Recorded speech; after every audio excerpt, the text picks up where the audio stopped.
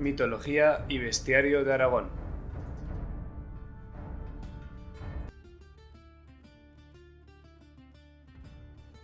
Buenos días, tardes, noches, cuando sea que estéis escuchando. Bienvenidos al podcast de Mitología y bestiario de Aragón. Una vez más, soy vuestro anfitrión, L. de Lázaro. Continuamos inmersos en la temporada de gigantes. Volvemos de nuevo al Pirineo a hablar de una de estas grandes montañas. Sus historias cuando tomaba forma humana, ya bien fuera como gigante, genio o espíritu. Y nunca mejor dicho, ya que en estas historias asociadas al Home Granizo de la Maladeta hay bastantes fallecidos. Espero que estéis preparados para un episodio un tanto paranormal. Un pequeño inciso antes de empezar, y es que os quería agradecer a todos por el apoyo, los comentarios, las escuchas. Muchas gracias por animarme en este proyecto.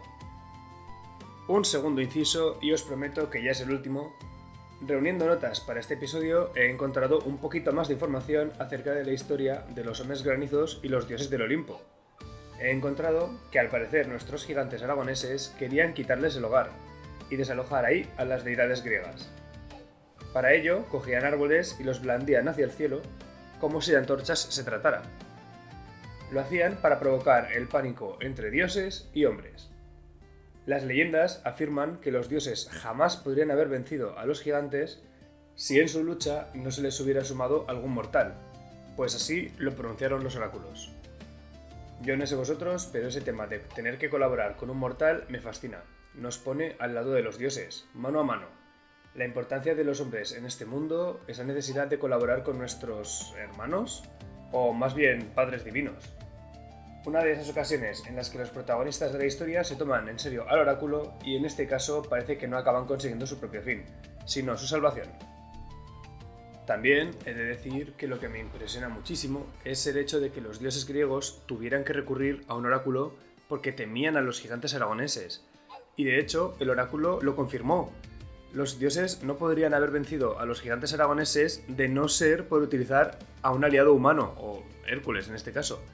Lo cual me parece increíble, nos demuestra lo poderosos que eran nuestros gigantes aragoneses. Eso a mí me parece sencillamente increíble.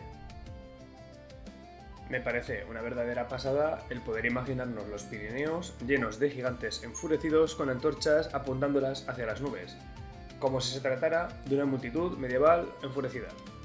Vamos, que solo les faltaban las orcas. Ahora sí, antes de empezar con el episodio, me gustaría seros sincero. El Home Granizo de la Maladeta, si es que existe como tal, yo al menos no la he encontrado. Lo que sí que he encontrado son resquicios del espíritu de la Maladeta, del espíritu de la montaña. Por supuesto, intentaremos hacer algunas conjeturas y teorías acerca de quién pueda ser exactamente ese gigante, ese Home Granizo. Pero bueno, hay muchas historias acerca de la formación de este pico que están relacionadas con el Aneto, por la cercanía entre ambos. Así que vamos a hacer algunas referencias a su pico hermano y veremos que algunas historias son muy parecidas, lo cual es lógico al estar situados tan cerca. La Maladeta es diferente. Podemos ver que el resto de los gigantes que hemos cubierto hasta ahora pueden tener cierto simbolismo. Curibillas podría ser un símbolo de sacrificio, inocencia, inteligencia. Balaitús sería la encarnación de la fuerza bruta. Aneto sería la envidia pura. El Turbón, el ego en exceso. Sin embargo, este macizo no parecen ser los restos de piedra de un gigante. Son los restos de alguien que recibió su castigo y por ello uno podría decir que va a ser la montaña con la historia más terrorífica de la que vamos a hablar. Puesto que se trata de una historia con un terror tan indescriptible que ya no se trata simplemente de un titán primigenio petrificado. Ya veremos de qué se trata, que no quiero hacer mucho adelanto, así que vamos a ello. Maladeta. Su nombre ha terminado por traducirse como la maldita, aunque etimológicamente significaría la más alta. Designa tanto al macizo de los Montes Malditos como al pico de la Maladeta. Se trata de nuevo de un caso de falsa etimología, la cual es una característica que comparte con el Turbón, en la historia que mencionamos acerca de Noé. La raíz mal no viene del latín, malo. Proviene de un lenguaje pre-indoeuropeo muy antiguo en el cual mal o maya significaba roca alta o montaña. Este es el mismo origen que el de los mayos ediclos. La terminación eta significaba abundancia o pluralidad. Por ello, en sus orígenes, maleta significaría algo así como el macizo de altas rocas. Con todas las historias que vamos a contar, no es de extrañar que acabara teniendo fama de ser un monte con ciertas maldiciones. Y es que todas estas historias de seguro que contribuyeron a su nombre o a su apodo. El contexto siempre es importante. Hablemos un poco de geografía. El macizo de la Maladeta está compuesto por algunas de las cimas más altas de todo el Pirineo. Entre ellas está nuestro querido Aneto con sus 3.408 metros y el pico de la Maladeta se lleva un poco con el anterior, ya que se eleva hasta unos 3.270 metros de altura. Al ver estas inmensas alturas y gélidos glaciares, es normal que acabara teniendo una fama tan terrorífica, con apodos semejantes a Pico de las Tormentas, Breca de las Tempestades, Collado Maldito, Vallivierna o Valle del Invierno. Vamos, que son nombres dignos de una película de terror. A mí me recuerdan a parajes tan terroríficos como los que relata Howard Philip Lovecraft en su obra En las montañas de la locura. Por su cercanía al Aneto, la Maladeta estaba bastante cerca de la morada de Netón, una divinidad celtibérica. Se dice que Aneto fue el responsable de los hielos, tormentas, truenos, granizo y demás elementos que acabaron fulminando la vida, cosechas y ganados de la zona. De esta forma, Netón sería el dios pagano culpable de la falta de vida de esta zona. Aquel que osaba ascender estaba firmando su sentencia de muerte, ya bien fuera por una luz, un descenso sin retorno a una sima sin fondo, y la que es la causa de muerte más curiosa que he escuchado en mucho tiempo. Leo literalmente: contagiarse de su alma cruel hasta volver la espalda a la necesidad más apremiante. Lo cual suena tan críptico y horripilante que yo tengo todos los pelos del cuerpo de punta. Suena profundamente aterrador la idea de subir a una montaña y que un dios antiguo fallecido os contagie de su alma cruel.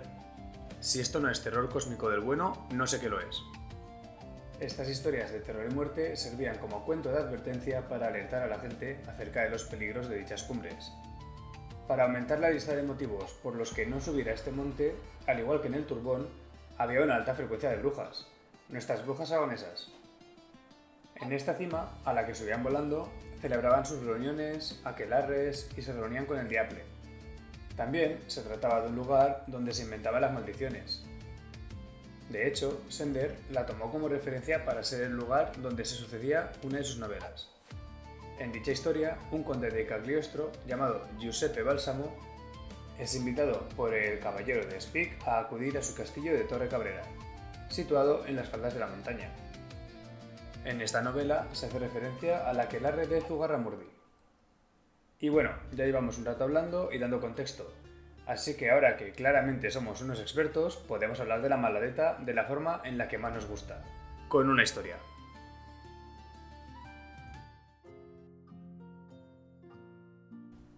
Allá en lo alto pacía una manada de ovejas. Dos pastores mayores y un zagal joven los guiaban de día por las praderas, recogiéndolas al atardecer. Una noche de truenos y relámpagos subía hacia la choza de los pastores un pobre, fatigado, harapiento y yerto de frío. Le azuzaron los mastines, que le mordieron y le ahuyentaron. El zagal se calentaba al abrigo de una roca, en una hoguera. Ve al pobre, le cubre con su zamarra, lo acerca al fuego y le cura los mordiscos de los mastines.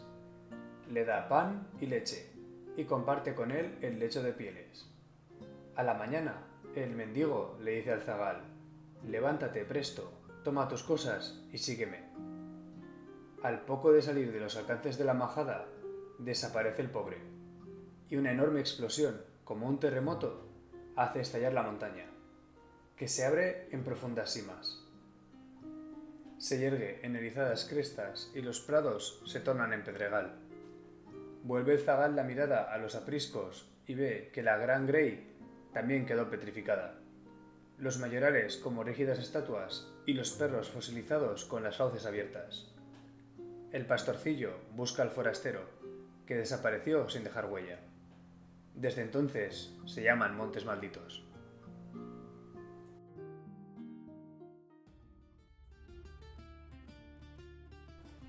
Esta historia nos la trae Manuel Iglesias en los Cuadernos Altoaragoneses en el volumen 68 en el año 1988. Hay otras versiones similares de este cuento en las cuales se dice que el mendigo era Jesucristo. Las leyendas iniciales nos hablaban de deidades antiguas y paganas, como era Netón. En esta versión ya vemos la presencia de la evangelización. No hay rastro alguno de Aneto, Netón, Atlant o de ningún gigante aragonés. El villano real es la falta de empatía, esa avaricia y esa ruptura con la hospitalidad sagrada de la montaña. Ese valor se acaba incorporando junto con los valores cristianos. Con esta historia se buscaba borrar los resquicios de las deidades antiguas, a las cuales ni siquiera se las menciona, así como para explicar estos parajes tan inhóspitos y dar un motivo de la geografía de la zona. En otras ocasiones, Jesucristo, al ser rechazado, maldice a los pastores y al ganado, quedando los pastores y el ganado convertidos en piedra, y los pastos en pedregales. En muchas noches gélidas se pueden escuchar los aullidos de las víctimas y es fácil discernir los rostros de los pastores con una cara llena de horror. Ya me diréis vosotros qué culpa tenía el pasto o el ganado de la avaricia de los hombres. Es posible que pagaran justos por pecadores, o bien era una maldición con daño en área. Hay bastante parecido con la historia del episodio anterior, en la que el pastor era el mismo Dios, y en esta historia en la que el mendigo es Jesucristo. En ambas, las figuras divinas católicas están disfrazadas para probar la moral de los hombres. Es un cuento que pertenece a un arquetipo muy común. Ambos lanzan maldiciones, un castigo divino, por el mismo pecado cometido. El castigo es prácticamente el mismo, lógico al ser el pecado tan similar. Esta similitud, en las leyendas, tanto la de Malaeta como la de Aneto, no es de extrañar, ya que son lugares geográficamente muy cercanos, por lo cual es lógico una historia que pudiera convertirse en dos versiones, debido a la proximidad. En algunas variantes de la leyenda se cuenta que fueron 8 pastores y sus más de 7 u 8.000 cabezas de ganado. Se dice que los pastos se congelaron y su lugar lo ocuparon los glaciares. Las ovejas se transformaron en rocas sobre hielo y los 8 pastores se alzaron hacia el cielo convertidos en las 8 puntas del macizo. Pasemos a un relato ligeramente más moderno, escrito por García de Diego, el cual fue un erudito, filólogo y folclorista español del siglo XX. El relato dice lo siguiente.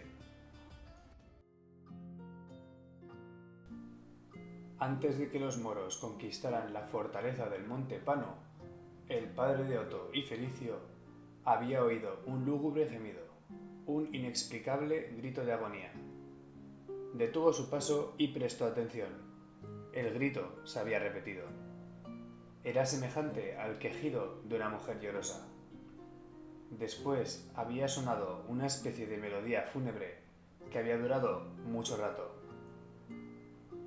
Indudablemente era la Maladeta. La peña que transmite como una armonía que se convierte en llanto cuando va a ocurrir una desgracia. Era tradición que jamás se ha desmentido. Y en este caso tampoco, pues este anciano caballero que organizaba la resistencia de los primitivos habitantes de Aragón ante el alcance de los musulmanes murió a mano de los guerreros invasores.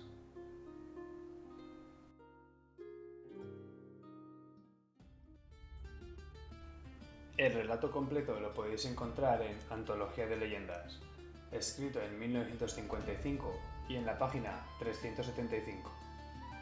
Se trata de un relato breve pero intenso. Es la historia del padre de Oto y Felicio. El anciano caballero escucha la melodía mortífera de la Maladeta, una canción siniestra y fúnebre. El caballero sabe la leyenda. La leyenda que dice lo siguiente: cuando la Maladeta entone su lúgubre canción y cuando boiras negras cubran el monte de nombre Cúculo, ocurrirá una gran desgracia. Sí, el nombre lleva la palabra culo. Fijamos ser adultos funcionales que no se ríen de palabras graciosas. Este monte de curioso nombre es una cima de la comarca de Jacetania, en Huesca. El origen de la palabra es cuculus, del latín, siendo este un tipo de prenda con una capucha, ya que es a lo que recuerda la forma de este monte si lo observamos desde Jaca. Esta historia da para pensar. ¿Quién es la mujer que llora? Ya que se trata de una voz o un sonido, podríamos atribuírselo al espíritu de la montaña de la Maladeta.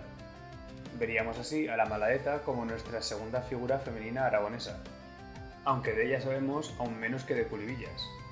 Sabemos que está llorando de forma angustiosa. Quizá esté llorando por alguna historia de desamor con el Montecúculo, o quizás sea un posible paralelo persecutorio como el de Culivillas y Balaitús. Se trata así de una posible pista acerca de la Ome Granizo, que le diera nombre a este pico. Lo suyo sería indagar acerca del Monte Cúculo, a ver si está relacionado con alguna mujer o alguna giganta. No obstante, esta profecía del Cúculo y la Maladeta seguramente no tengan mucho que ver con gigantes.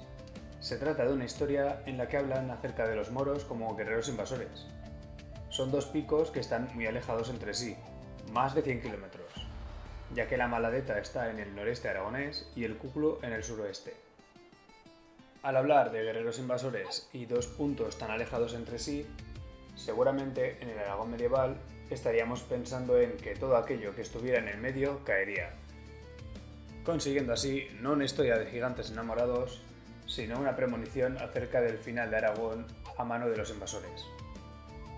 Pero estamos en la temporada de gigantes, así que, como hemos mencionado, esa era la primera pista acerca de quién pueda ser la Ome Granizo de la Maladeta. Quizá se trate de la única pastora que prendió ayuda a la figura divina. Esta pastora queda horrorizada al contemplar el castigo de sus compañeros, pero no tiene mucho sentido. La pastora no termina convertida en piedra. Ella no debería de recibir un castigo. La única forma de ver a la pastora recibiendo un castigo sería que ella hubiera cometido otro pecado. En la Biblia, en el mito de Sodoma y Gomorra, Dios salva a la familia de Lot. Les da una única regla: no miréis atrás. La mujer de Lot la incumple y al girarse, su pecado es incumplir la regla divina, y por ello termina convertida en una estatua de sal. No obstante, en nuestra versión pirenaica, la pastora sigue el consejo, y por ello escapa al castigo. Quizá viva su vida y al morir, su espíritu, que sigue aún atormentado por el castigo que presenció, no termina de descansar en paz y a día de hoy sigue habitando el monte. Yo sigo emperrado en que en la Maladeta hay un gigante. Es más, para sumar peso a mi teoría, voy a subir la apuesta. Eran pastores que se convierten en piedra. ¿Quién era un pastor que se convierte en piedra? Exacto, el Aneto. Por ello, yo voy a teorizar que los pastores petrificados eran todos hombres granizos. De hecho, el Aneto forma parte del macizo de la Maladeta, por lo que aún tiene más sentido. Yo os propongo esas dos versiones, que o bien se trate de una giganta con una trágica historia con el Cúculo, o que quizás sea el espíritu atormentado de la pastora, una pastora que era una giganta. Se trata de una teoría cogida con demasiadas pinzas. No os preocupéis y tened un poco de paciencia, por favor, que tenemos más historias que contar con las cuales esta teoría parece tomar bastante más sentido. Regresando a la historia de antes, se nos menciona que el viejo guerrero es el padre de Oto y Fedicio. De primeras, podríamos pensar que se trata de alguien como el vecino del Quinto, que solo lo conocen en su casa. Pero no, estos dos hermanos eran ya bastante conocidos, ya que en su propia historia tienen un gran papel en nuestro Aragón de leyenda. No solo su padre fue una víctima de una terrible maldición pirenaica, sino que ellos mismos contribuyeron en la formación de una estructura aragonesa de renombre. Os cuento su historia a ver si os suena este lugar.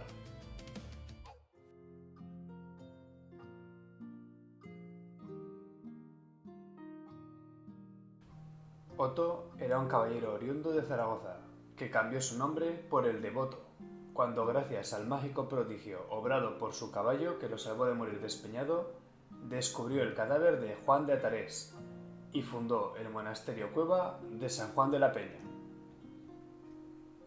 La leyenda lo sitúa anteriormente en las montañas aragonesas luchando junto a su padre y a su hermano contra los moros. Fueron conocidos como Santos Boto y Félix. La leyenda de la fundación del mítico monasterio cuenta que Oto descendió de su caballo y llegó a duras penas a los pies de la peña, donde descubrió los restos de un hombre muerto. El cadáver parecía dormido, tumbado en el suelo, y recostada su cabeza sobre una piedra angular. Antes de morir, había tallado ahí su nombre, Iohann. Aprovechando la cueva natural que se formaba bajo la roca, aquel anacoreta había levantado una rudimentaria construcción sagrada donde había pasado sus últimos años, recluido en actitud eremítica. Otto, al sepultar los restos de Iohann de Atares allí mismo, llamó junto a sí a su hermano Felicio e hizo una promesa solemne. Continuarían la vida eremítica que había emprendido el de Atares en este lugar consagrado al nombre de Sant Johannes Baptista. Cuenta la tradición que el caballero en ese mismo momento cambió de nombre de Otto por el de Boto, en recuerdo de su compromiso. Los dos hermanos contribuyeron a alentar la resistencia de los montañeses y los cristianos refugiados en los Pirineos contra los guerreros invasores. Grupos de valientes acudían cada cierto tiempo a esta gruta del Monte Pano para preparar las acciones de la guerrilla y para escuchar las bellas palabras de esperanza que pronunciaban aquellos hombres sabios. Les hablaba Otto de su tierra, de sus montañas libres, de las villas y poblados donde habían nacido, en las que ahora vivían los conquistadores, y se encomendaban a su Dios, que no iba a permitir que aquellos gentiles acabaran por arrebatarles su futuro. En una de estas reuniones, 200 hombres se sorprendieron a sí mismos aclamando de repente, con una sola voz, a Garcí Jiménez, uno de los hijos de las montañas, y lo nombraron su caudillo. Mientras Garcí Jiménez y sus hombres luchaban por conquistar a Insa, los hermanos Boto y Felicio, en la cueva, mantenían los brazos elevados al cielo y de esta sagrada manera ayudaron a obtener el primer triunfo del mítico guerrero. Después del hecho prodigioso de la cruz luminosa sobre la carrasca, el árbol de Sobrarbe, los combatientes regresaron al monasterio cueva y allí nombraron a Garcí Jiménez el primer rey de Sobrarbe, territorio germen del Reino de Aragón.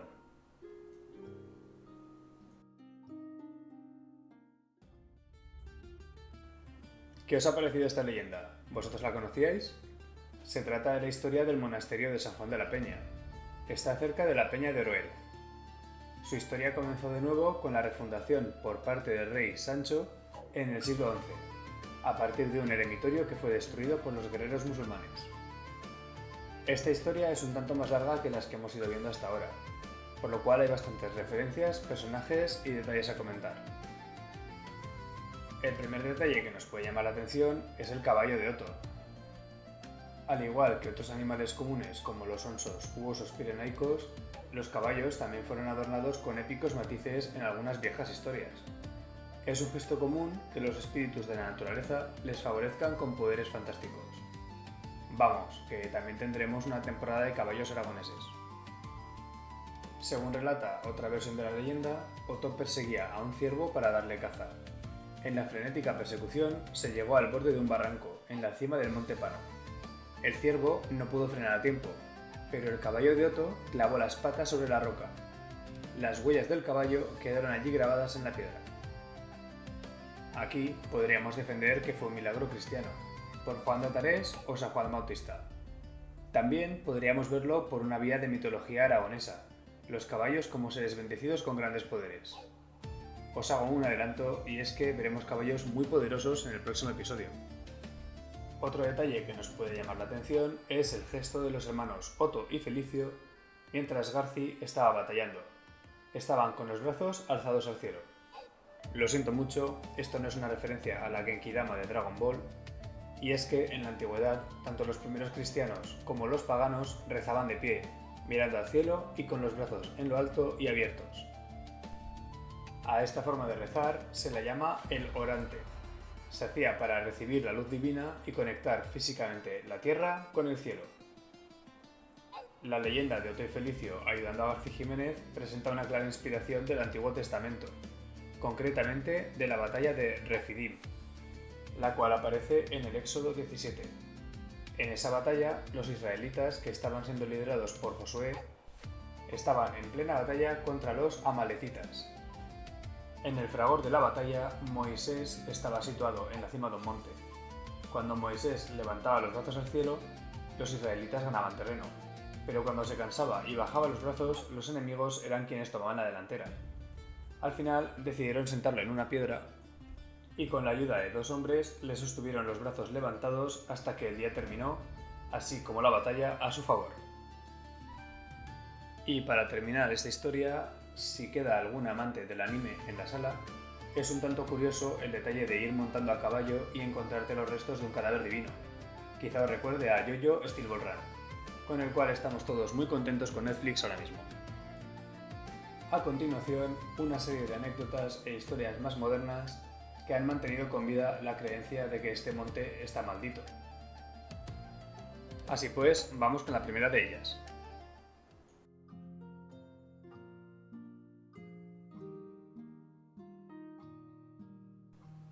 En el año 1725, el alcalde de Esterri, que se llamaba Francesc Saucí, dijo haber visto en los Montes Malditos un rebaño de 7 u 8.000 piezas de ganado, todas ellas convertidas en piedra. A este testimonio se le suma el del guía Jean Catalú, quien aseguró que entre todos los pastores había una pequeña pastora, a la cual se la conocía como Anet o Nezú. Ella se dice que quedó convertida en bloque de hielo junto con su rebaño.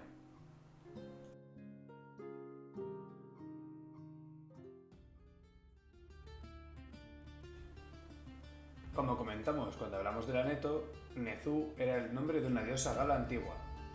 Es el nombre que usan los franceses para el Aneto. Según estas fuentes más modernas, la identidad de la pastora no está tan clara, como nos dice Jean Escuder en su libro El Aneto y sus hombres. Para él, ese pico del Aneto se trata ni de la pastorcilla Nezú ni del hombre granizo del Aneto, sino de un trovador cátaro, Bertrand del Born, el cual huyó de su país y buscando refugio terminó en el Pirineo, donde quedó transformado sin poder moverse. Con estas historias vemos que, efectivamente, no está nada claro si hay un hombre granizo de la Maladeta. Sí que parece haber un espíritu de la Maladeta, ya que con sus lamentos nos avisa de las tragedias que están por venir. Pero con esta serie de testimonios se puede ver un alto parecido con una historia anterior, en la que se condena a muchos pastores y solo se salvaba una pastorcilla. Los pastores son petrificados como castigo, y la pastorcilla en esta historia acaba convertida en hielo. Es posible que actuase como una pastora gigante que, al ver apenada el castigo de sus compañeros, se le congelara el corazón. Finalmente, su cuerpo helado pasó a ser la Maladeta, una home granizo que significaría el trauma, el dolor por sufrimiento ajeno, es decir, muchísima empatía. Continuemos con algunas historias que en este caso son noticias reales. Un accidente sucedió al guía Barrau en 1824, ya que este fue engullido por una grieta en la Maladeta y el ventisquero lo depositó 107 años más tarde en la tierra seca. Otra historia de tragedia fue cuando a José Sayo, un guía de origen benasqués, le fulminó un rayo en el paso de Mahoma, en el año 1916. Es decir, ha habido bastantes accidentes por esa zona. No obstante, también hay muchos montañeros que se han recorrido la montaña de arriba a abajo y nunca les ha pasado nada. De hecho, en una ocasión, tuvimos un montañero que se quedó tan prendado del Aneto que quiso comprar todo el macizo de la Maladeta. Existe otra versión mucho menos conocida sobre el origen del nombre de los Montes Malditos. La Cueva de Alcarre es un artículo de Alberto Martínez Envid en la revista Guayente, en el número 79, en el que se resume un cuento de Luis María de Araz en la sección de Flores de Montaña. Ese resumen dice así: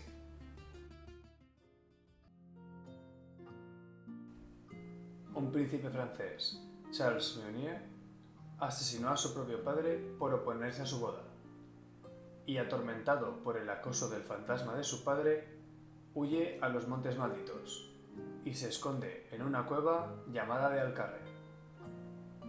Unos pastores, al cabo del tiempo, encontraron su cadáver en un barranco, a medio devorar por las fieras.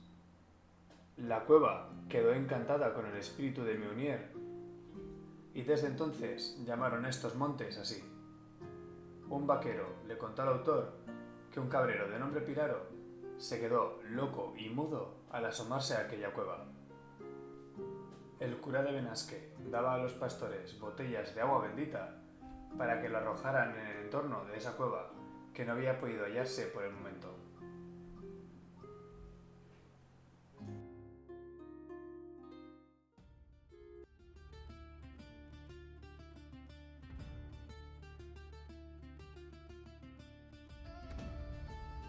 Se trata de una historia muy trágica y muy independiente de todas las que hemos visto hasta ahora. Una historia con una índole mucho más moderna y de la cual no podemos especular mucho acerca de mitología aragonesa. Pero siempre está bien saber nuevas historias acerca de nuestra zona. Y bueno, os podréis preguntar si se trata del primer episodio de Gigantes en el que no vamos a ver a un gigante. ¿Será la propia muerte hecha gigante? ¿Será una extensión del aneto? Quizá es una extensión de la avaricia humana. Tremendo posible clickbait que os he enchufado. Pero bueno, ha habido historias bastante curiosas relacionadas con este monte. A mí me han fascinado y espero que a vosotros también. En el caso de que mi teoría sea cierta y la pastora gigantesca sea real, vemos que se trata de una Ome Granizo un tanto tímida, con una vida privada y sin muchas historias, tal y como eran Anayet y Arafita. Es posible que se trate de la pequeña pastora, aunque más bien gigante, llamada Anet o Nezu, como la diosa Gala. Según esta historia, vemos que la giganta tendría un carácter compasivo, cuyo corazón se ve enternecido al ver castigados a sus 8 hermanos. Se puede apreciar una dinámica recurrente en los cuentos de hadas y mitologías. Las figuras femeninas, en general, que siempre hay excepciones, serían aquellas más bondadosas, inocentes y compasivas, y por lo general víctimas colaterales o directas de la violencia y egoísmo de las contrapartes masculinas. Me despido aquí, espero que os haya gustado tanto este episodio como a mí. No nos moveremos mucho, ya que la semana que viene hablaremos de las 3 Serols. ¿Habrá Omes Granizos o será un episodio engañoso otra vez? Lo tendréis que escuchar para saberlo. Un saludo y buena semana.